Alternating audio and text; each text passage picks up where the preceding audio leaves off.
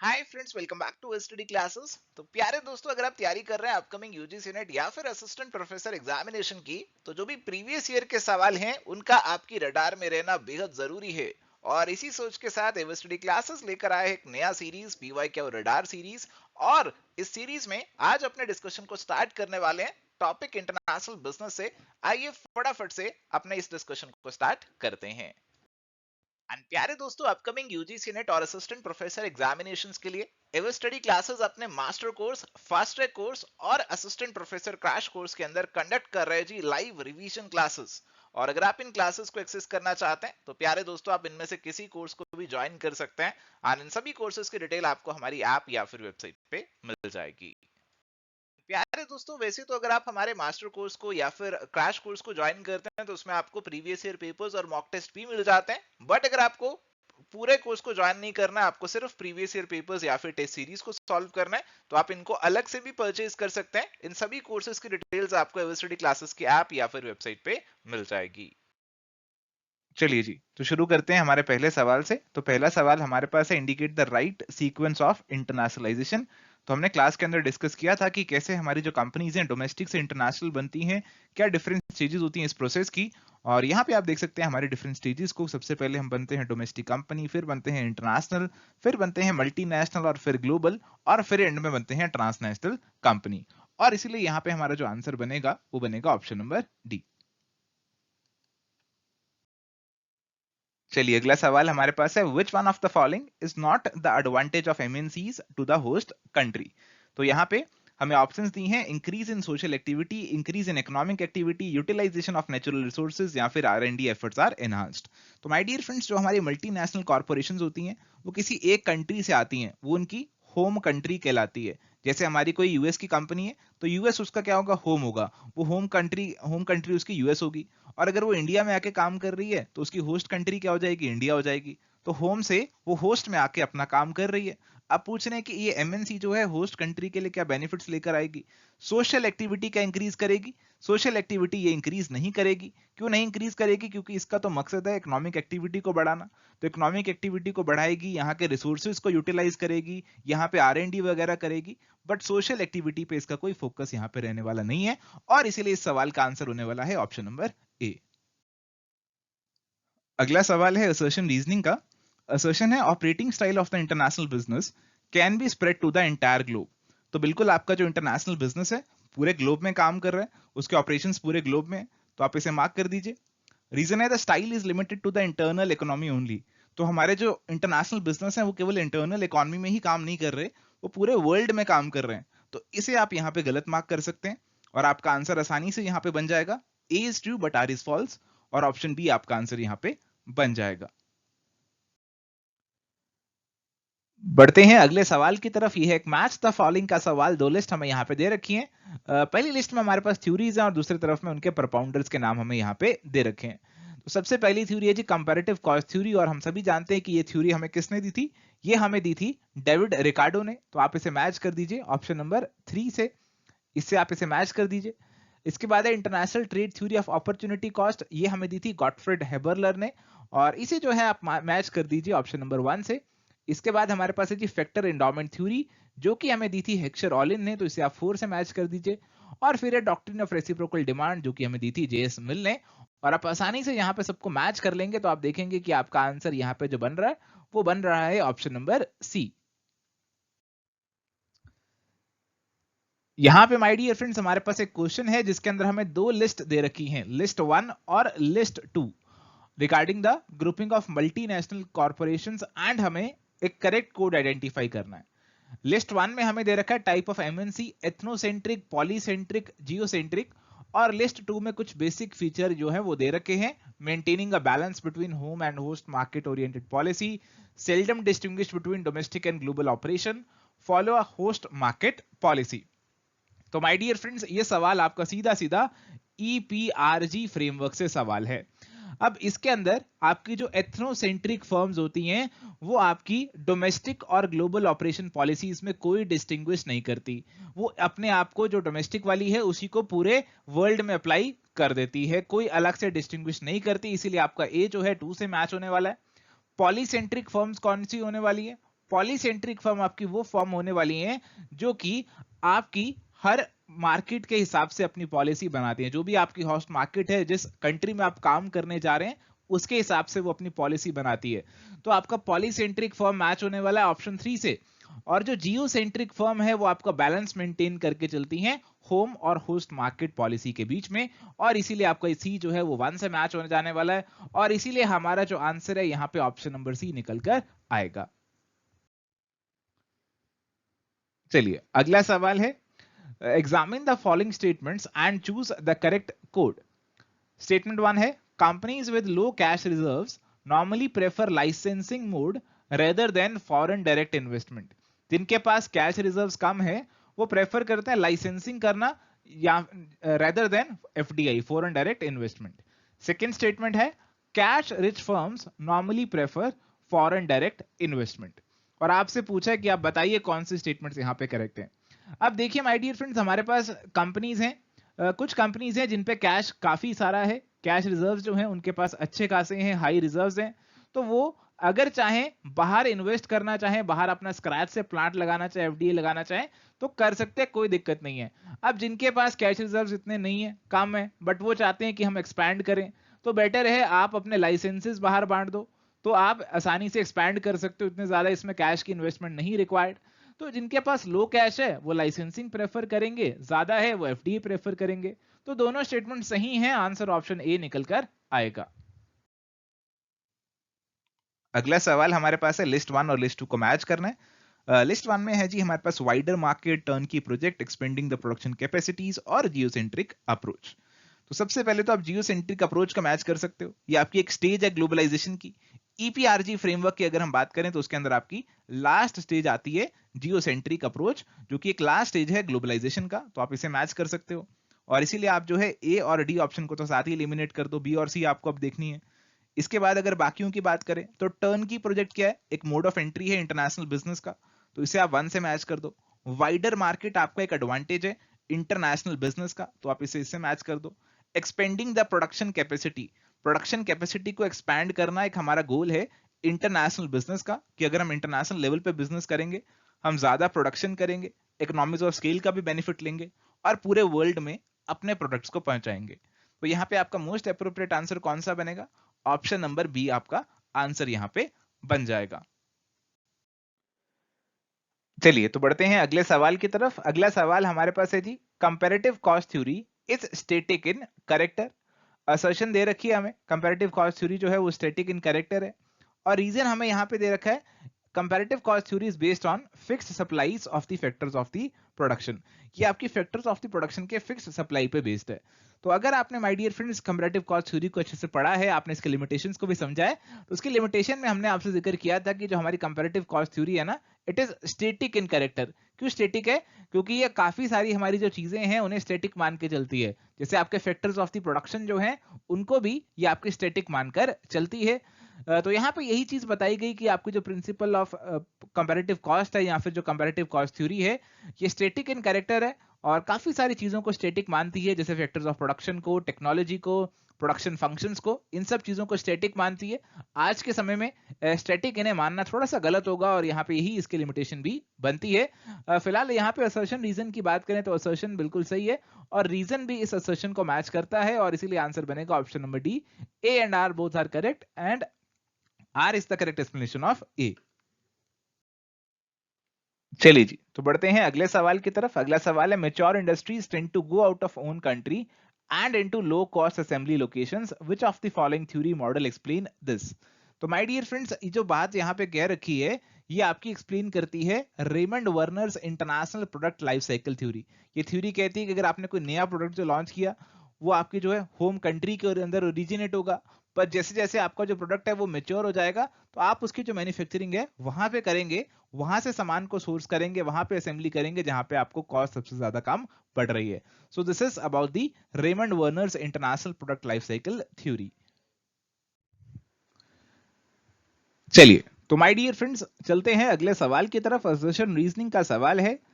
Assertion दी है कि balance of payment presents a classified record of all the receipt on accounts of goods exported, services rendered and capital received by residents and payments made by them on account of goods imported and services received from capital transferred to non-residents or foreigners. तो अगर आप BOP account की बात करते हैं तो यहाँ पे आपके क्रेडिट आइटम्स भी होती है और डेबिट आइटम्स भी होती है। क्रेडिट आइटम्स के अंदर आपके एक्सपोर्ट्स वगैरह आ जाएंगे, आपके जो बाहर से आपने फॉरेन कैपिटल रिसीव करी वो भी यहाँ पे आ जाएगी, और डेबिट्स में आपके जो इंपोर्ट्स है या फिर बाहर जो आपने कुछ पेमेंट करी है, कैपिटल ट्रांसफर करी है, वो आपकी यहाँ पे आ जाएगी। तो बिल्कुल सही बातें लिखी है। रीजन दिया है balance of payment of a country is a systematic record of all the economic transactions between residents of a country and the rest of the world। तो ये भी बिल्कुल बात सही लिखी है कि बीओपी अकाउंट में सिस्टमैटिक मैनर में ये सारी ट्रांजैक्शंस आपकी प्रेजेंट होती हैं, और कहीं ना कहीं यही हमारी असर्शन को एक्सप्लेन करता है, क्योंकि बैलेंस ऑफ पेमेंट एक सिस्टमैटिक रिकॉर्ड है तो इसमें आपको सारी चीजें देखने को मिलती हैं, सारी इकोनॉमिक ट्रांजैक्शंस देखने को मिलती हैं, चाहे वो डेबिट है चाहे वो आपकी क्रेडिट है, सारी इकोनॉमिक ट्रांजैक्शंस आपको देखने को मिलती हैं, और इसीलिए आपका आंसर यहां पे होगा ऑप्शन नंबर ए। दोनों ट्रू हैं और आर जो है एक्सप्लेन भी कर रही है असर्शन को।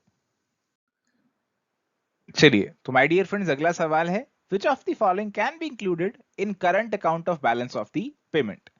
Purchase of goods from abroad, तो ये तो हमारे इंपोर्ट हो गए, यहाँ पे आएंगे। बाहर आपने कोई सर्विसेज बेची तो ये भी बेसिकली आपके एक्सपोर्ट ऑफ सर्विसेज हैं, यहाँ पे आएंगे। वर्कर्स रेमिटेंसेज फ्रॉम अब्रॉड, तो बाहर से जो हमें यूनिलैटरल ट्रांसफर्स आए वो भी आपके यहाँ पे आएंगे।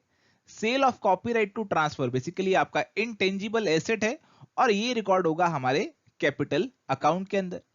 Direct investment in equity capital, ये भी आपका कैपिटल अकाउंट के अंदर आएगा।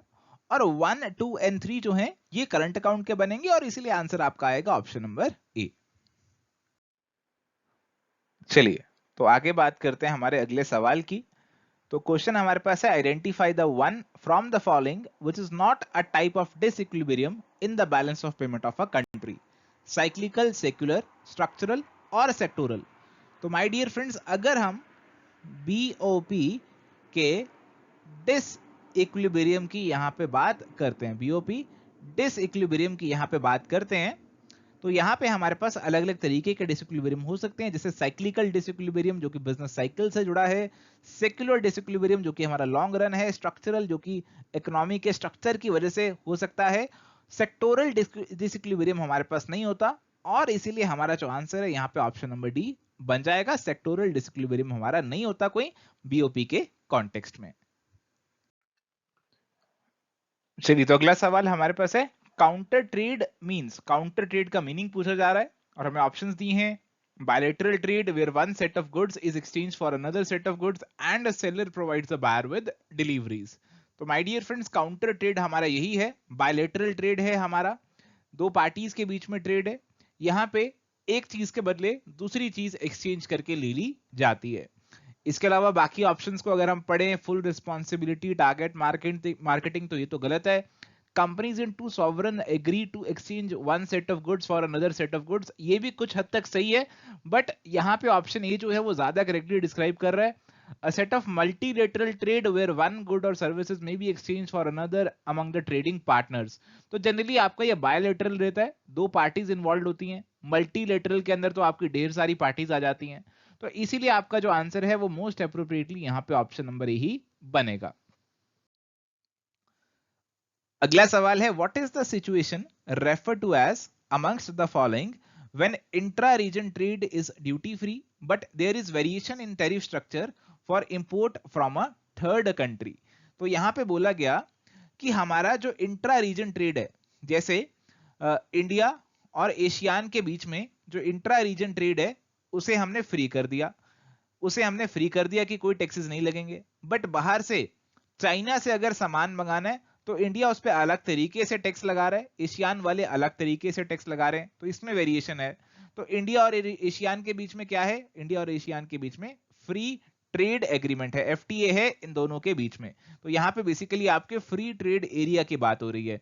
अगर बाहर की वेरिएशंस भी खत्म हो जाए, इंडिया और एशियान दोनों चाइना को एक तरीके से देखें, तो आपका बन जाएगा कस्टम यूनियन, बट यहाँ पे वेरिएशन है टैरिफ स्ट्रक्चर में, थर्ड कंट्री के कॉन्टेक्स्ट में, और इसीलिए आपका आंसर होगा ऑप्शन नंबर सी। अगला सवाल है, which of the following institutions prepares and publishes FDI confidence index annually? एक बहुत ही इंपॉर्टेंट इंडेक्स है FDI कॉन्फिडेंस इंडेक्स, और इस इंडेक्स को माय डियर फ्रेंड्स जो ऑर्गेनाइजेशन रिलीज करती है उसका नाम है केयरनी। केयरनी है उस ऑर्गेनाइजेशन का नाम जो कि इसे रिलीज करती है, और इसीलिए आंसर बनेगा ऑप्शन नंबर 3। चलो अगला सवाल है, according to eclectic theory of foreign direct investment FDI, motivation behind FDI is are. जो हमारी इक्लेक्टिक थ्योरी है एफडीआई की, ये बेसिकली हमारी ओ एल आई थ्योरी है। यहाँ पे ओ हमारा क्या है, ओ है ओनरशिप, एल हमारा है लोकेशन, और आई है इंटरनलाइजेशन। तो बेसिकली ये इन तीन चीजों की बात करती है हमारी इक्लेक्टिक थ्योरी, और इसीलिए हमारे पास जो आंसर होगा वो होगा ऑप्शन नंबर सी। अगला सवाल है, duty levied on the value of the goods imported is refer to as. तो यहाँ पे बेसिकली बात की गई है जो भी आप टेरिफ लगाते हैं on the basis of the value of the goods. देखो आप टेरिफ ना दो तरीके से लगा सकते हो। एक तो कह सकते हो कि जितना मर्जी सामान मंगाओ आप, जितनी वैल्यू होगी सामान की, जितनी वैल्यू होगी सामान की उस पर टेरिफ लगेगा। यानी कि 1 लाख का सामान मंगाया तो 10% टेरिफ लगा, 10,000 लग गया। 2 लाख का मंगाया तो फिर 10% लगेगा। तो जितनी वैल्यू है उस पर टैक्स लग जाएगा। दूसरा आप कह सकते हो क्वांटिटी के बेसिस पे, आपने कितने क्वांटिटी सामान मंगाए, आपने 10 पीस मंगाए तो इतना लगेगा, 20 मंगाए तो इतना लगेगा। तो पर पीस हम डिसाइड कर लेते हैं, वैल्यू को यहाँ पे हम कंसीडर नहीं करते। तो अगर हम वैल्यू के बेसिस पे अपनी ड्यूटी लगाते हैं ना, उसे बोला जाता है जी एड वैलोरम ड्यूटी, और इसीलिए यहाँ पे आंसर आपके पास बनेगा ऑप्शन नंबर ए का। और यहाँ ही चीज यहाँ पे आपको एक्सप्लेन भी कर रखी है। चलिए अगला सवाल हमारे पास है, which of the following expressions amounts to the import restriction measure. बताइए इनमें से आपके कौन से इंपोर्ट रिस्ट्रिक्शन मेजर होने वाले हैं। Currency control, establishment of EPG, tariff cuts, imposition of tariffs, और imposition of non tariff barriers. तो माय डियर फ्रेंड्स हमें बताना है कि इनमें से कौन से जो हैं हमारे इंपोर्ट्स जो हैं उन्हें रिस्ट्रिक्ट करने वाले, इंपोर्ट्स को हमारे कम करने वाले, रिस्ट्रिक्ट करने वाले ऐसे कौन से मेजर है यहाँ पर। सबसे पहले कहा गया जी करेंसी कंट्रोल। अगर आप करेंसी पे कंट्रोल लगा दें, अगर आप कहें आपको डॉलर इतने से ज्यादा नहीं मिलेगा, तो आप जो है कहीं ना कहीं इंपोर्ट अपने नहीं कर पाएंगे और आपके इंपोर्ट पे रिस्ट्रिक्शन लग जाएगी, तो ये तो इंक्लूड होगा रिस्ट्रिक्शन के अंदर।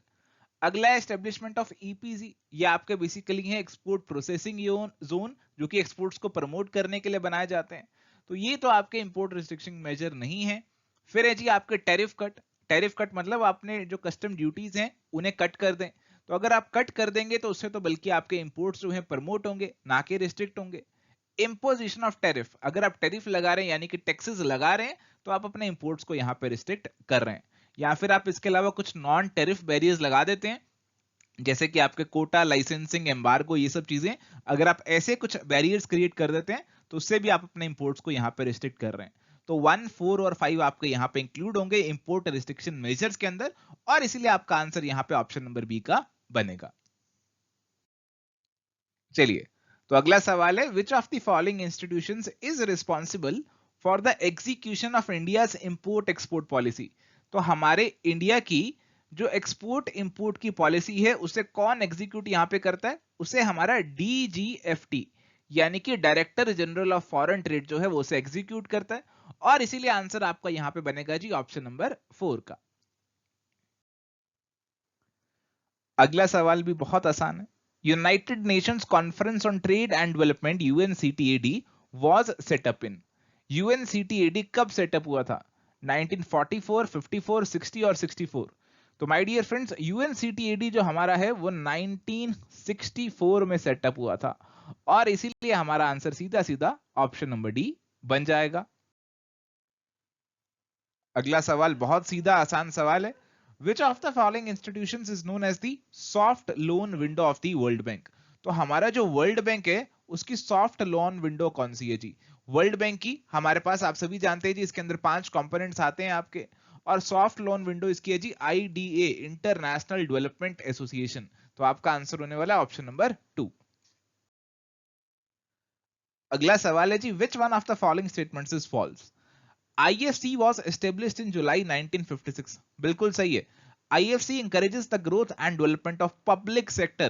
यही आपके दिमाग में घंटी बजानी चाहिए कि पब्लिक को नहीं, प्राइवेट को प्रमोट करने की बात करता है हमारा IFC। तो दूसरी वाली स्टेटमेंट तो गलत है। IFC वर्ल्ड बैंक का एफिलिएट है, प्राइवेट एंटरप्राइजेस को इंकरेज करता है। तो बाकी सब ठीक है, ऑप्शन बी आपका आंसर यहाँ पे बन जाएगा। अगला सवाल हमारे पास है जी, SDRs are popularly known as, देखो SDR आपकी IMF से जुड़ी हुई करेंसी है, स्पेशल ड्राइंग राइट्स हैं आपके, और इन्हें पेपर गोल्ड के नाम से भी जाना जाता है, और इसीलिए आपका आंसर यहां पे क्या होने वाला है जी, आपका आंसर होने वाला ऑप्शन नंबर बी। अगला सवाल है, multilateral investment guarantee agency MIGA world bank का एफिलिएट है, aims to address which one of the following.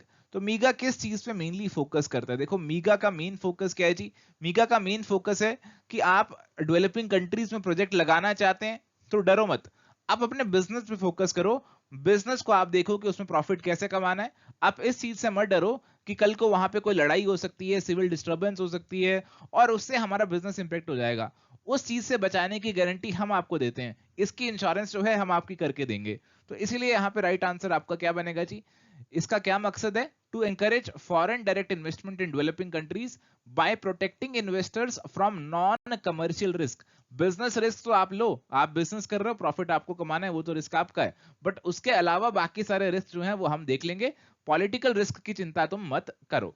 Answer है जी ऑप्शन नंबर सी। चलिए तो चलते हैं अगले सवाल पे। अगला सवाल है, which trade group among the following holds Tamil as one of its official language. तो इनमें से कौन से ट्रेड ग्रुप की एक ऑफिशियल लैंग्वेज तमिल है, एशियान, सार्क, ब्रिक्स और मिंट। सर पहले तो ये बता दो मिंट क्या है। मिंट आपका है मेक्सिको, इंडोनेशिया, नाइजीरिया, टर्की। तो क्या इन इकोनॉमीज की तमिल लैंग्वेज हो सकती है, इनकी तो नहीं हो सकती। एशियान, सार्क और ब्रिक्स में कंफ्यूजन रह गया, यहां पे आपके लिए तीनों बता दिए गए हैं जी। पहला है जी सार्क, सार्क आप मैप देख सकते हैं यहाँ पे, और नीचे क्या लिखा है, हेडक्वार्टर है जी काठमांडू नेपाल में, और ऑफिशियल लैंग्वेज जो है ना जी वो इसकी है इंग्लिश। ब्रिक्स की बात करते हैं, ब्रिक्स आपका जो है 5 मेंबर स्टेट्स हैं, ऑफिशियल लैंग्वेज जो है कौन कौन सी official language, Portuguese, Russian, Hindi, Mandarin और इंग्लिश।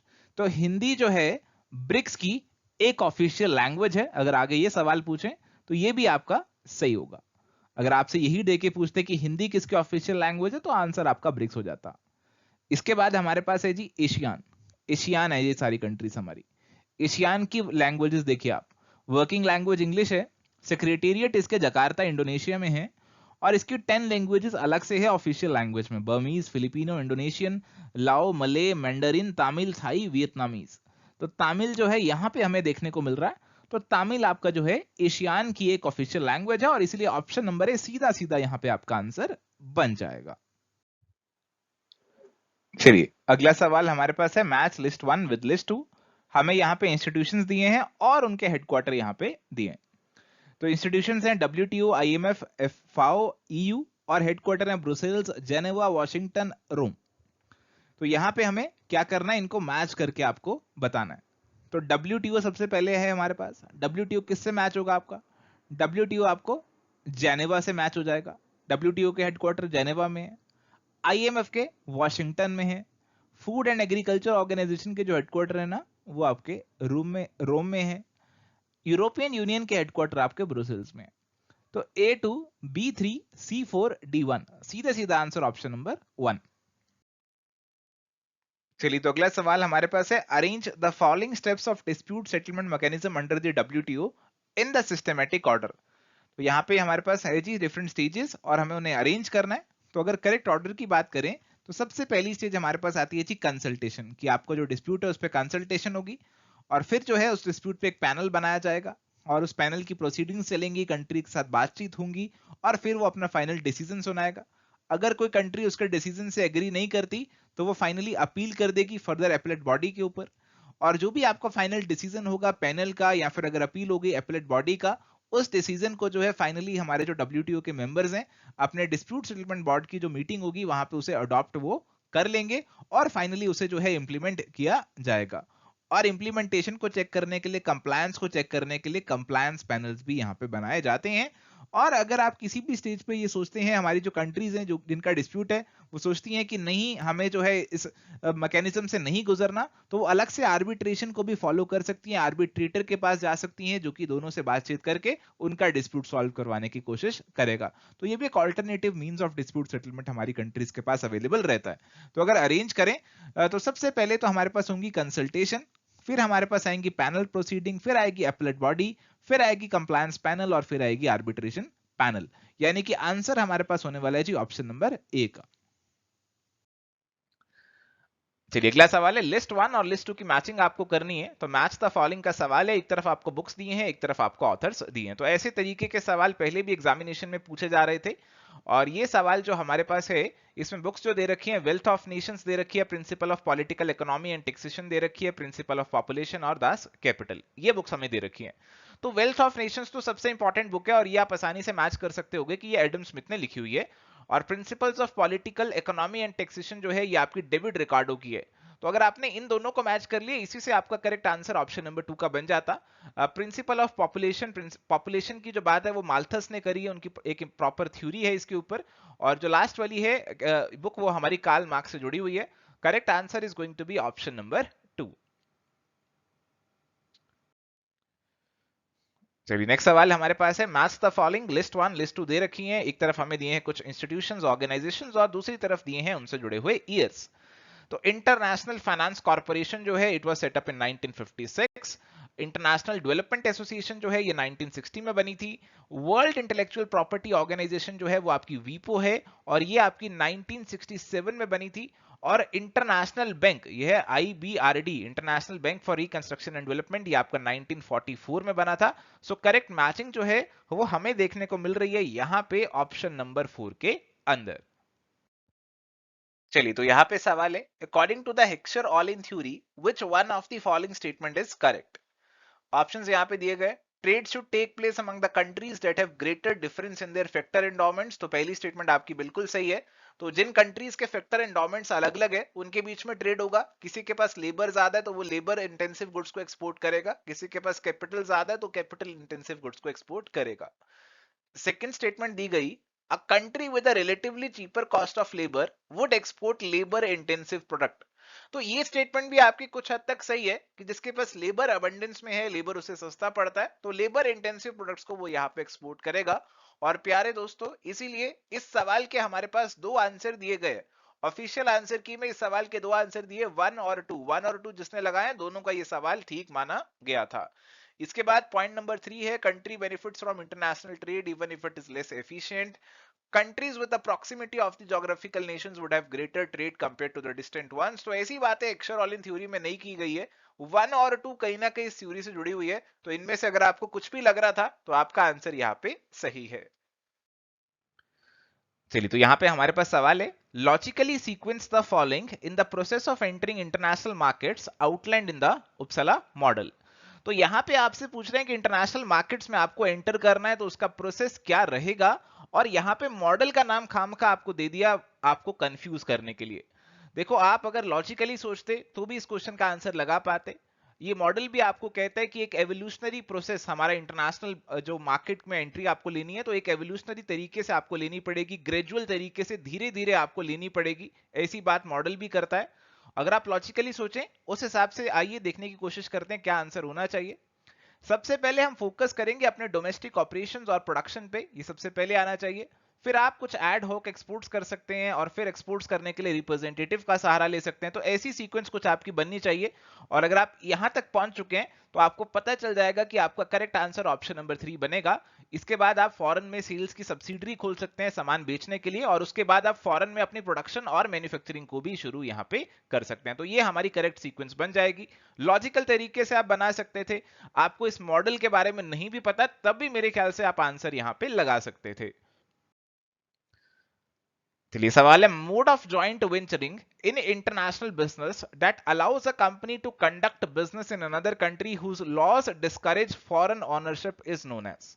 तो सवाल आपसे क्या पूछ रहा है, ये सवाल आपसे पूछ रहा है कि आपको इंटरनेशनल बिजनेस में एंटर करना है और यहाँ पे बाहर की कंट्री के जो लॉज हैं वो आपको अलाउ नहीं करते कि आप वहां पे खुद जाकर कुछ अंडरटेकिंग को ओन कर ले, वहां पे जाकर खुद अपनी अंडरटेकिंग एस्टेब्लिश कर लें। तो आपको ओनरशिप अलाउड नहीं है वहां पे। तो आप अगर ऐसे बिजनेस में जाना चाहते हैं फिर दूसरी कंट्री में, तो फिर आपको किसी के साथ ज्वाइंट वेंचर करना पड़ेगा, आपको किसी के साथ जुड़ना पड़ेगा। तो कौन सा तरीका यहाँ पे आपके लिए बेस्ट रहेगा, ये आपसे यहाँ पे पूछ रहे हैं। Contract manufacturing, international franchising, joint ownership और लाइसेंसिंग। अब जो इसका ऑफिशियल आंसर है दैट इज लाइसेंसिंग, बट मेरे ख्याल से इंटरनेशनल फ्रेंचाइजिंग और लाइसेंसिंग दोनों में काफी सिमिलैरिटीज भी होती हैं। तो लाइसेंसिंग अगर हम आंसर दे रहे हैं तो फ्रेंचाइजिंग आंसर क्यों नहीं हो सकता, इसका मेरे पास कोई अप्रोप्रिएट आंसर नहीं है। बट अगेन एग्जामिनेशन में ऐसे सवाल हमसे पूछ लेते हैं जहां पे हमें ऐसे ही एक आंसर लगाना होता है और एग्जामिनर के साथ ही जाना होता है। तो ऐसे सवालों को हम पूरी तरीके से कंट्रोल नहीं कर सकते हैं। कॉन्ट्रैक्ट मैन्युफैक्चरिंग और जॉइंट ओनरशिप ये तो आंसर नहीं हो सकते हैं, बट जो आंसर है लाइसेंसिंग है as per the official answer की। और ये अब आपको ध्यान में रखना है कि अगर ऐसा सवाल आगे भी पूछे तो आपको यही आंसर वहां पे लगाना होगा। चलिए अगला सवाल है, which is the most appropriate mode of entry in international business to an enterprise with little experience of international market? देखो जिसको एक्सपीरियंस नहीं है, जो नौसिखिया है, जो नया बंदा है इंटरनेशनल बिजनेस में एंटर करना चाहता है, तो उसको क्या करना चाहिए? हम सभी जानते हैं, बहुत ही आसान सवाल है। उसको स्टार्ट कहां से करना चाहिए? उसको एक्सपोर्ट करने से स्टार्ट करना चाहिए।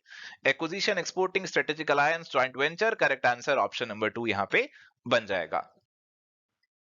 चलिए तो यहां पे हमारे पास सवाल है, which of the following is a trade related entry mode in international markets? तो प्यारे दोस्तों, हमें इंटरनेशनल मार्केट में एंट्री लेनी है। हमारे पास तीन ब्रॉड टाइप के मोड रहते हैं। एक रहता है हमारे पास ट्रेड रिलेटेड मोड, एक रहता है हमारा ट्रांसफर रिलेटेड मोड, और एक हमारे पास रहता है इन्वेस्टमेंट रिलेटेड मोड जिसमें आपका एफडीए वगैरह आ जाता है। तो ट्रेड रिलेटेड मोड जिसमें आप जो है बाहर के कंट्री के साथ कुछ ट्रेड करने वाले हैं, एक्सपोर्ट वगैरह करने वाले हैं, तो ये सब चीजें उसके अंदर मेनली इंक्लूड होती है। ट्रांसफर के अंदर हम फ्रेंचाइजी और लाइसेंस इनकी बात कर लेते हैं, और इन्वेस्टमेंट के अंदर आपका एफडीए वगैरह आ जाता है। अब सवाल हमसे पूछ रहा है which of the following is a trade related entry mode in international business. तो सबसे पहले ऑप्शन मिल रहा है मैनेजमेंट कॉन्ट्रैक्ट, फिर है इंटरनेशनल लाइसेंसिंग, फिर है इंटरनेशनल लीजिंग, और फिर हमारे पास है पोर्टफोलियो इन्वेस्टमेंट। तो लाइसेंसिंग, लीजिंग और इन्वेस्टमेंट ये आपके ट्रेड रिलेटेड मोड नहीं बनेंगे। आपका जो ट्रेड रिलेटेड मोड यहां पे बनेगा that is going to be management contract. तो correct answer is going to be option number 1। चलिए सवाल है, FDI in Indian manufacturing has largely been. तो हमारे देश में जो फॉरेन डायरेक्ट इन्वेस्टमेंट आ रही है वो कैसी फॉरेन डायरेक्ट इन्वेस्टमेंट है, ये सवाल आपसे यहां पे पूछ रहा है। रिसोर्स सीकिंग है, एफिशिएंसी सीकिंग है, मार्केट सीकिंग है, या फिर एक्सपोर्ट ओरिएंटेड है। तो एफडीआई हमारे पास अलग अलग टाइप्स की हो सकती है। आप सभी जानते हैं ये सारे टाइप्स हैं हमारे एफडीआई के। अब बाहर से इंडिया में इन्वेस्टमेंट जो आ रही है, आपको अपनी नॉलेज को अप्लाई करना और सोचना है कि किस वजह से, किस तरीके की इन्वेस्टमेंट एफडीआई हमें इंडिया में देखने को मिल रही है। क्या इंडिया के रिसोर्सेज को लेने के लिए एफडीआई आ रही है? क्या इंडिया की एफिशिएंसी से फायदा उठाने के लिए आ रही है? क्या इंडिया की मार्केट से फायदा लेने के लिए आ रही है? तो आपको यह सोचकर बताना है। तो देखो मेरे को तो लगता है कि सबसे बड़ा फैक्टर जो है वो है इंडिया की मार्केट, की इंडिया की मार्केट बहुत बड़ी है, इंडिया की पॉपुलेशन बहुत ज्यादा है, और उसका फायदा उठाने के लिए इंडिया में बाहर की कंपनीज जो हैं वो आकर अपने मैन्युफैक्चरिंग यूनिट्स भी सेटअप कर रही हैं ताकि इंडिया की जो मार्केट है उसको कैटर कर सके। हाँ, रिसोर्सेज भी हो सकता है क्योंकि इंडिया में लेबर जो है, लेबर रिसोर्स अवेलेबल है, चीप, और आपको अच्छा लेबर मिल जाता है, तो ये भी एक कारण हो सकता है। और इन दोनों में अगर आपको कंफ्यूजन भी हुई थी तो मैं कहूंगा बहुत ही जेन्युइन कंफ्यूजन थी। But the correct answer which has been given in the official answer key that is option number 3, market seeking. So यही आंसर के साथ मैं भी जाना चाहूंगा। चलिए सवाल है, the resource seeking FDI moves to a country where. तो ऐसी एफटीआई जो कि रिसोर्सेज को सीक कर रही है, रिसोर्सेज को ढूंढ रही है, वो कैसी कंट्री में जाएगी? Financial resources help MNCs improve there efficiency, per capita income and size of the market are large, raw material and manpower are in abundance, technology are available to improve productivity। तो अगर वो resources को सीख कर रही है, कैसे resources उसको चाहिए? उसको मटेरियल चाहिए, उसको लेबर चाहिए, ऐसे रिसोर्सेज उसको चाहिए। तो रिसोर्स सीकिंग एफटीआई जो है वो ऐसी कंट्री में जाएगी जहां पे रॉ मटेरियल और मैन पावर उसको अबंडेंस में दिखेगा। So correct answer is going to be option number 3। चलिए अगला सवाल है, given below are two statements. Statement number 1 है, thousands of small firms in developing countries have closed their shutters because of the competition from the large MNCs। तो बिल्कुल सही है, हमारी छोटी छोटी कंपनियां अपनी दुकानें बंद कर रहे हैं क्योंकि एमएनसी से कंपटीशन नहीं फेस कर सकते। सेकेंड स्टेटमेंट है, MNCs have played a significant role in the development of poor countries. यहां तक तो गड़बड़ लग रही है, आगे बढ़ते हैं। by transfer of technology, introducing best management practices and help in improving productivity। तो देखो एमएनसीज के कुछ फायदे भी हैं, कुछ नुकसान भी हैं। पहले पॉइंट में कुछ नुकसान की बात की गई थी और सेकंड पॉइंट में फायदों की बात करी है कि हमारे देश में अगर एमएनसीज आती हैं तो बढ़िया टेक्नोलॉजी लेकर आती है, बढ़िया मैनेजमेंट प्रैक्टिसेस लेकर आती हैं, प्रोडक्टिविटी भी बढ़ जाती है। तो सेकंड स्टेटमेंट भी आपकी सही हो जाती है। तो करेक्ट आंसर यहाँ पे आपका बन जाता है ऑप्शन नंबर 1 का। चलिए, coming to the next question, which of the following one considered as supply factor affecting the flow of FDI. तो हमारे जो एफटीआई को फैक्टर अफेक्ट करते हैं, आप प्यारे दोस्तों उनको तीन में बांट सकते हैं। एक तो सप्लाई फैक्टर हो गए, एक डिमांड फैक्टर हो गए, और एक आपके गवर्नमेंट फैक्टर हो गए। ठीक है जी। और इसके बेसिस पे आपको ये सवाल यहाँ पे सॉल्व करना है। हमें यहाँ पे customer access, economic priority, resource availability, avoidance of trade barrier और लॉजिस्टिक दे रखे हैं। तो कस्टमर एक्सेस जो है ये आपका डिमांड फैक्टर है, इकोनॉमिक प्रायोरिटीज गवर्नमेंट फैक्टर है, रिसोर्स अवेलेबिलिटी ये आपका सप्लाई से जुड़ा होगा, और अवॉइडेंस ऑफ ट्रेड बैरियर भी गवर्नमेंट फैक्टर है, लॉजिस्टिक्स आपका सप्लाई से जुड़ा हुआ है, सी और ई आपके सप्लाई से जुड़े हुए हैं। तो correct answer is going to be option number 3। प्यारे दोस्तों, यहाँ पे हमारे पास सवाल है मैच द फॉलोइंग का। लिस्ट 1 लिस्ट 2 आपको दे रखी है। This is solely a factual question, purely factual question है और एफटीआई के लिमिट्स के ऊपर ये सवाल है। तो अभी ये जो इस एग्जामिनेशन के समय लिमिट्स थी उसके अकॉर्डिंग इस सवाल को आंसर करेंगे। हो सकता है ये लिमिट्स में कुछ चेंज आ जाए आगे एग्जामिनेशंस के लिए, तो अकॉर्डिंगली आप देख लीजिएगा। तो फिलहाल यहाँ पे सबसे पहले दिया हुआ है trading in transferable development rights. अभी कोई डिटेल में नहीं जा रहे। अभी ये जो है आपके प्रोहिबिटेड रहते हैं। ये तो आपको मालूम ही होना चाहिए कि एफडीआई कौन सी जगह पे प्रोहिबिटेड है। ये आपकी 5-6 चीजें हैं, तो ये तो आपको पता होना चाहिए कि कौन सी जगह पे प्रोहिबिटेड है। तो ए आपका 2 से तो मैच होना ही चाहिए, ये तो पक्का से पता होना चाहिए। और वैसे इसी से आंसर ऑप्शन नंबर 2 का बन भी जाता है।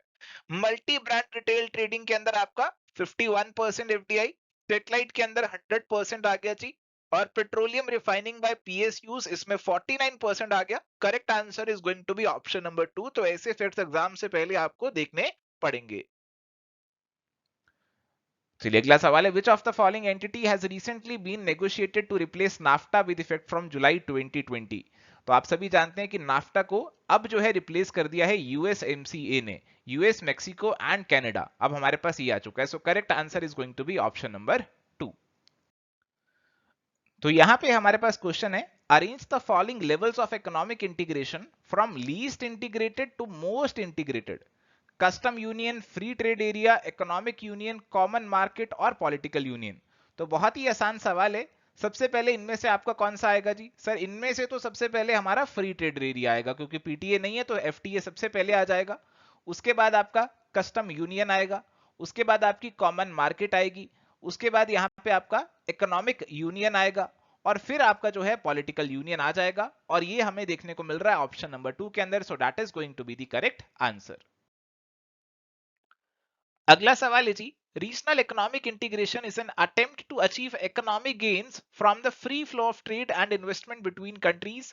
One such association is NAFTA. NAFTA comprises of the following countries. पहली बात तो ये इसकी जगह वाज होना चाहिए, क्योंकि नाफ्टा जो है अब नहीं रहा। नाफ्टा तो रेस्ट इन पीस हो गया, क्योंकि उसकी जगह अब आ चुका है यूएसएमसीए, यूनाइटेड स्टेट्स, मैक्सिको और कनाडा। ये आ चुका है। अब नाफ्टा के भी यही मेंबर थे, यूएसएमसीए के भी यही मेंबर है। तो करेक्ट आंसर तो आपका ऑप्शन नंबर 1 ही बनेगा, यूएसए, कनाडा, मैक्सिको। चलिए, अगला सवाल है, Bretton Wood resolution led to the formation of. बहुत आसान सवाल है। ब्रेटन वुड रेजोल्यूशन के बाद आपका आईएमएफ और वर्ल्ड बैंक बने थे। So correct answer is going to be option number 2, IMF. अगला सवाल बहुत ही आसान है, which one of the following institutions is not a part of the world bank group. तो हमेशा आपसे बात करता हूं कि वर्ल्ड बैंक ग्रुप के अंदर 5 इंस्टीट्यूशंस आते हैं। आईबीआरडी आता है, आईडीए आता है, आपका मीगा आता है, इसके अलावा आपका इंटरनेशनल फाइनेंशियल कॉर्पोरेशन भी आ जाता है, और ICSID, international centre for settlement of investment disputes भी आ जाता है। ठीक है, तो यहाँ पे आपका बैंक फॉर इंटरनेशनल सेटलमेंट नहीं आता। तो करेक्ट आंसर ऑप्शन नंबर 4 जो है वो यहाँ पे बनेगा। चलिए, तो यहाँ पे हमारे पास सवाल है, arrange the following negotiation rounds of WTO, world trade organization, in reverse chronological order. तो पहले तो सवाल को समझना जरूरी है।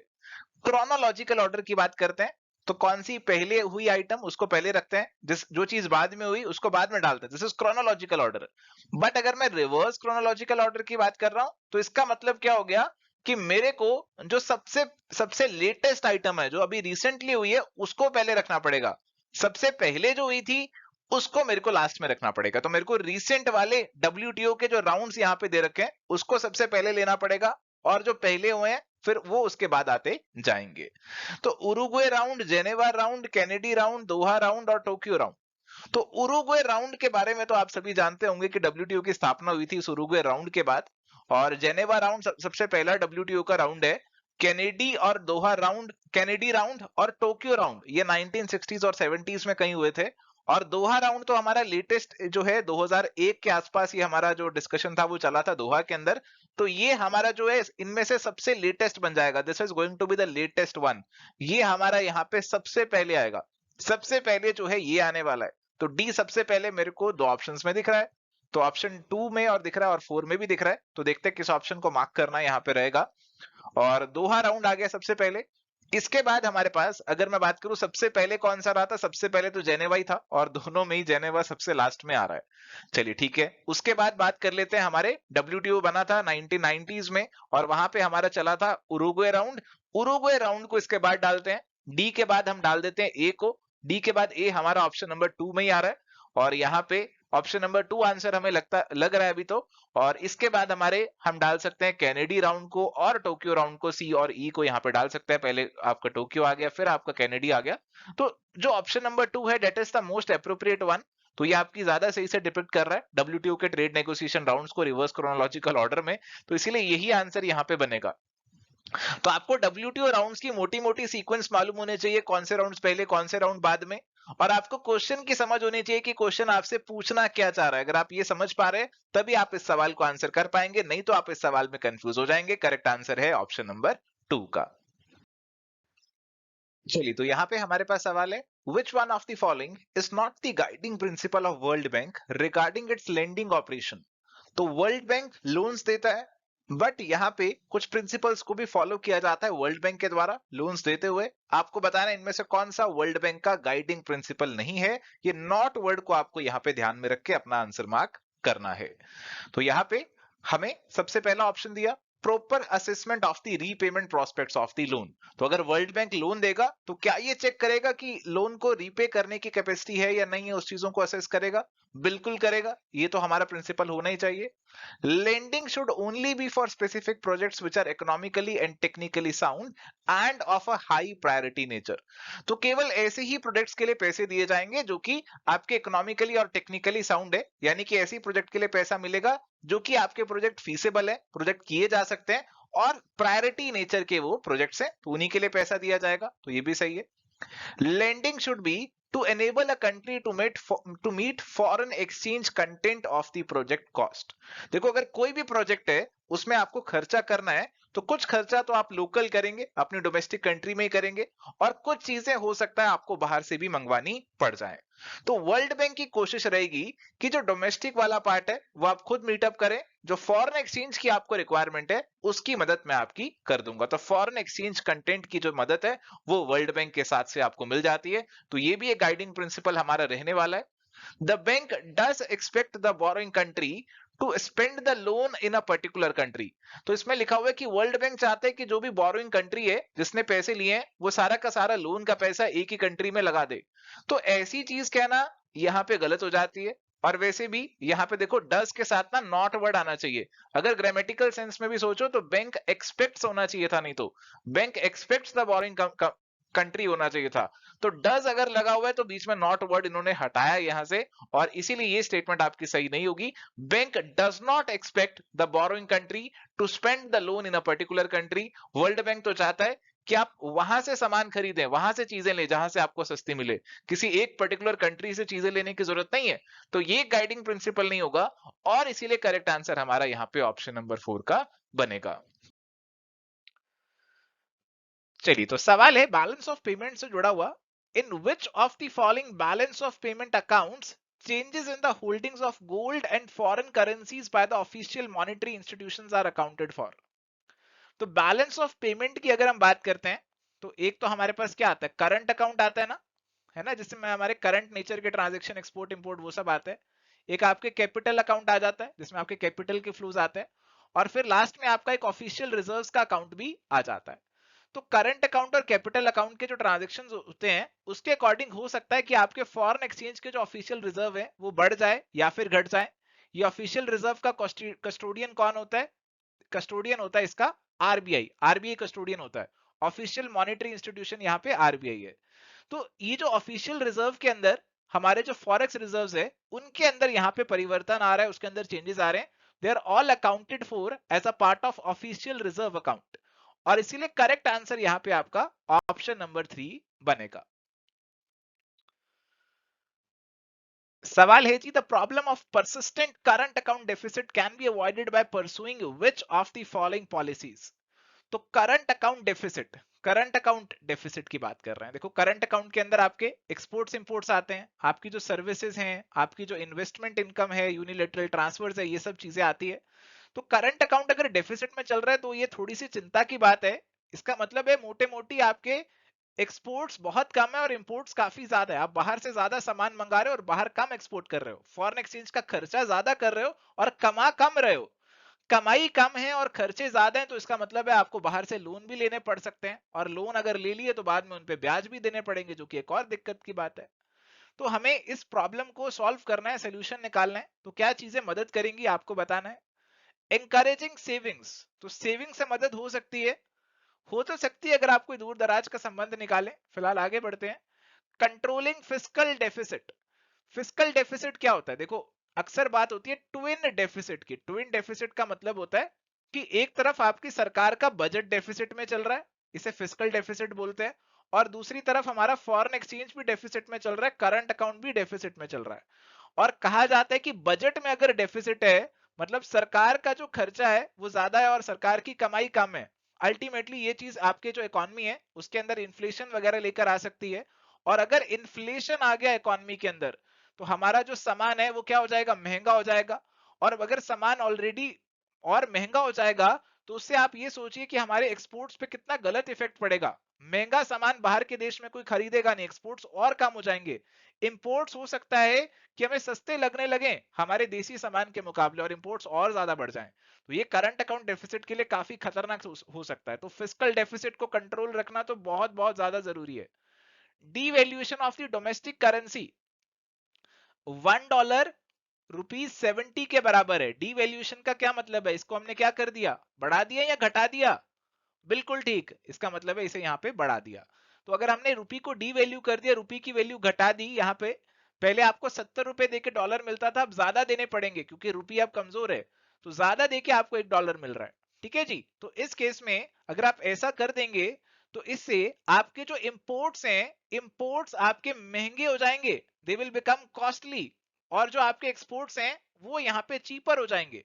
तो इससे आपका करंट अकाउंट डेफिसिट कंट्रोल हो सकता है क्योंकि इंपोर्ट्स कम होंगे और एक्सपोर्ट्स आपके बढ़ेंगे। तो ये आप कर सकते हैं। करटेलिंग प्रोडक्टिविटी, तो प्रोडक्टिविटी को करटेल तो नहीं करना चाहिए, ऐसा करना तो बहुत बुरी बात है, इसे काट देते हैं। रिड्यूस्ड डिपेंडेंस इन कॉस्टली एक्सटर्नल कमर्शियल बोरोइंग्स, तो अगर आप बाहर से एक्सटर्नल कमर्शियल बोरोइंग्स कर रहे हैं, बाहर से लोन ले रहे हैं, तो उस पर इंटरेस्ट भी देना पड़ेगा और ये इंटरेस्ट आपका करंट अकाउंट डेफिसिट को बढ़ाता है। और ऐसी डिपेंडेंस को आप रिड्यूस करें तो डेफिनेटली अच्छी बात है। तो बी, सी और ई जो है ना, ये आपको डेफिनेटली करने चाहिए, तभी आप करंट अकाउंट डेफिसिट की प्रॉब्लम का अवॉइड कर पाएंगे। और इसीलिए करेक्ट आंसर आपका ऑप्शन नंबर 2 यहां पे बन जाएगा। In order to protect domestic industries, trade restrictions are often allowed and justified to counteract which of the following dumping practices? Persistent dumping, predatory dumping, sporadic dumping और reverse dumping। तो dumping जो है, I hope आप समझते हैं dumping क्या होता है। डंपिंग का मतलब है कि बाहर की कंट्री हमारे देश में सामान डंप कर रही है। चाइना इंडिया के अंदर कहा जाता है अपना सामान डंप कर देता है। ये डंपिंग अलग अलग टाइप्स की होती है। एक है परसिस्टेंट डंपिंग, ये परमानेंट डंपिंग सी होती है कि परमानेंटली होती जा रही है।